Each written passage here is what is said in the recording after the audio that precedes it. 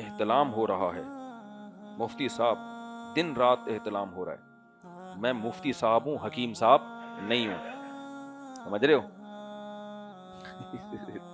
हकीम साहब से पूछो। डॉक्टर तो कहते हैं कुछ भी नहीं होता, दिन में 10 दफा भी एहतलाम हो जाए। ये ऐसा नहीं है। एक एज जो है ना, एज 13 से लेकर 18 साल तक की एज, इसमें अगर बहुत ज्यादा कंटिन्यू एहतलाम होता रहे तो सेहत को नुकसान होता है। कुछ बातें हकीमों की ठीक होती हैं, डॉक्टरों की ठीक नहीं होती। बहुत हमने जिंदगी में बहुत सारे हकीमों से भी वास्ता पड़ा है, डॉक्टरों से भी वास्ता पड़ा है। कुछ बातें डॉक्टर कहते हैं बिल्कुल हकीमों की मानते ही नहीं थे, बाद में मानना शुरू कर दिया उन्होंने। तो वजह उसकी है ग्रोथ की एज है ना ये। तभी तो 18 साल से पहले आपको जिम भी नहीं जाने दिया जाता, बहुत ज्यादा एक्सरसाइज भी आपको नहीं करने दी जाती, और आपको ब्लड भी नहीं देने दिया जाता 18 साल से पहले। तो एक तो नेचुरल है एहतलाम का होना, वो तो ठीक है, वो तो बालिग होते ही लड़के को शुरू हो जाते हैं। लेकिन बहुत ज्यादा हो रहा है ना मुसलसल, तो उसमें अगर मेडिसिन लेके उसको रोक लिया जाए तो हमारा मुशाहिदा है लड़कों के बारे में कि वो थोड़ी बॉडी उनकी सेहतमंद होना शुरू हो जाती है। अलबत्ता शादी एक ऐसी चीज है, उससे कोई नुकसान नहीं होता, क्योंकि इससे इंसान सेटिस्फाई हो जाता है। और वो इतना इस तरह होता भी नहीं है ना कि दिन में 3-3 4-4 दफा। इतलाम में तो 3-3 4-4 दफा होता है, शादी में बहुत मुश्किल है ये। होगा भी तो शादी के पहले हफ्ते में हो जाएगा, एक महीने में हो जाएगा। वो फिर नेचुरल उसमें उसकी जो रूटीन वो बन जाती है, जो एक नेचुरल उसकी बॉडी की रिक्वायरमेंट है। तो ये जो 18 साल तक की उम्र है या 20-22 साल तक की उम्र है, ये आपकी ग्रोथ की एक एज होती है। तो इसमें बहुत ज्यादा कसरत से होना ये सेहत के लिए नुकसानदेह। हमारे यहाँ अक्सर गोरों की तहकीक को लिया जाता है, गोरों में एहतलाम होता ही नहीं है, बहुत कम होता है। इसलिए कि वो 13 साल से ही वो जिना करना शुरू कर देते हैं, उनकी ये मसाइल ही नहीं है। वो तो 13 साल के बाद 13-14 साल में गर्लफ्रेंड होती है, और वो जिना और वो जो उनके तो तो जब किसी का निकाह होता है तो उसके जज्बात ठंडे हो जाते हैं, वो नेचुरली इतना उसको नाइटफॉल होता ही नहीं है। लेकिन अगर निकाह ना हो तो बहुत ज्यादा फिर अगर किसी को इहतलाम हो रहा होता है, तो मैं वो बातें नहीं कर रहा जो हकीम डराते हैं कि हड्डियों का जूस निकल गया और खत्म हो गया, शादी के काबिल नहीं है।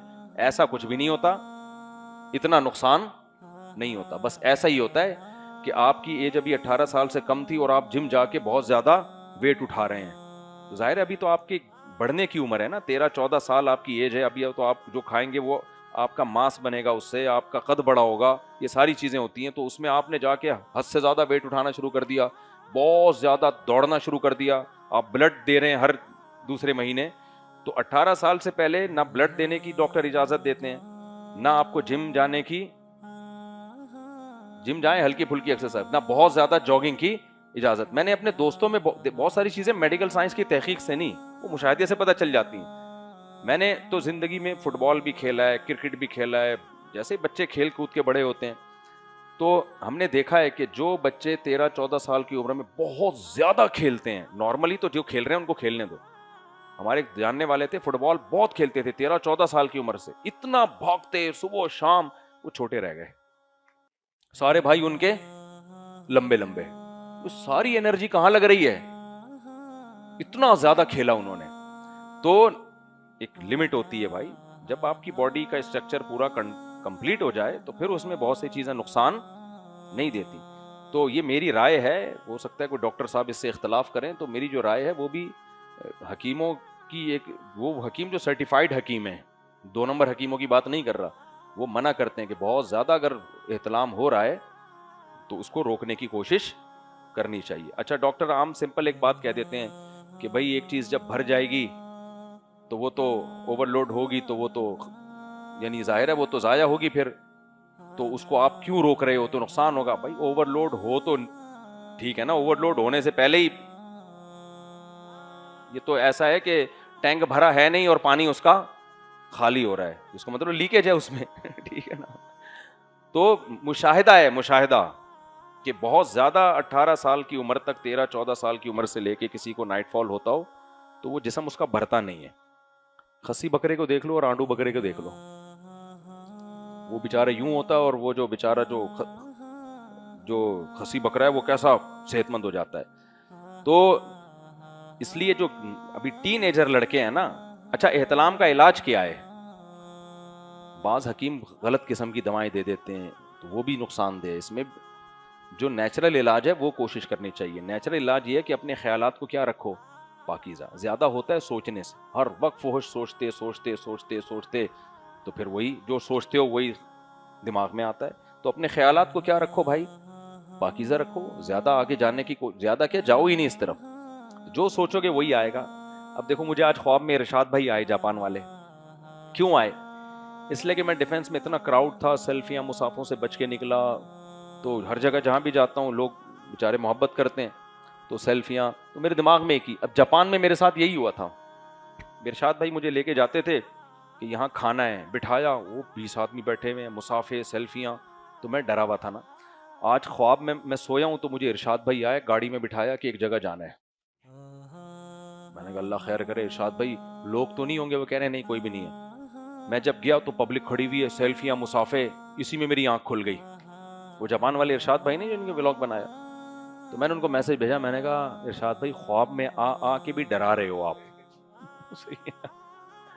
तो जो सोचते हो ख्वाब में क्या है वही आएगा। तो अब नौजवान आदमी दिमाग में एक ही चीज है, तो ख्वाब में भी क्या है, फिर वही आती रहेगी।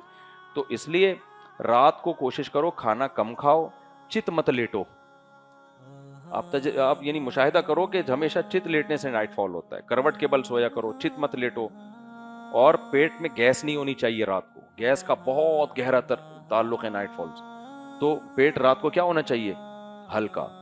और जिसको ये हुआ है ना बहुत ज्यादा, घबराए नहीं कि अब मैं कुश्ते मरजान और कुश्ता खाऊंगा, क्योंकि हकीम डराते हैं भाई सब खत्म।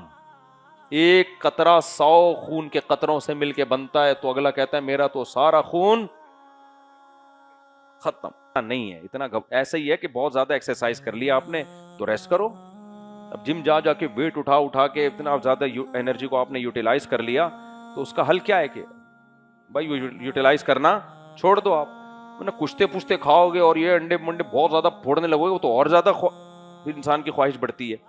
तो उसका हल यही है कि अब हो गया तो कुछ भी नहीं है, घबराने की जरूरत नहीं है। बाज कमजोरियां ऐसी होती हैं कि बॉडी खुद उसको रिकवर कर लेती है। हकीम सईद साहब से ऐसे ही किसी नौजवान ने पूछा, मैं हमदर्द बहुत पढ़ता था बचपन में, हकीम सईद साहब में तो बड़े खानदानी हकीम थे, तो सर्टिफाइड हकीम थे, बहुत ही माहिर हकीम थे वो। तो उनसे किसी ऐसे ही नौजवान ने पूछा कि ऐसे हो गया, उन्होंने कहा भाई बस आइंदा के लिए ये बुराइयां छोड़ दो, तो बॉडी खुद क्या कर लेगी।